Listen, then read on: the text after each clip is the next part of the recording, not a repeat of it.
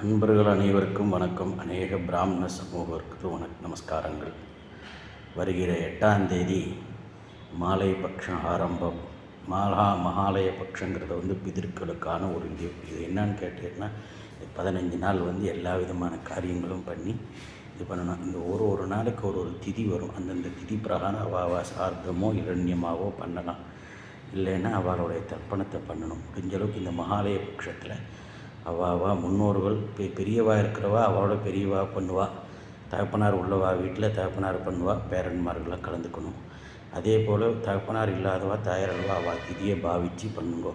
அந்த திதியில் பாவித்து பண்ண முடியல அப்படின்னா ஞாயிற்றுக்கிழமை நாள் பண்ணலாம்.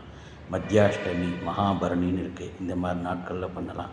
முடிஞ்ச அளவுக்கு இந்த 15 நாளில் திதியை பண்ணினேன்னா சிரார்த்தத்துக்கு சமானம். அதனால் முடிஞ்ச அளவுக்கு மகாலய பட்சம் பிராமணா எல்லாருமே பார்த்து பண்ணுவோம். தேங்க்யூ. சுவாமி சரணம். எல்லோரும் பிதர்களோட ஆசீர்வாதத்தோடு நல்லாயிருக்கும்.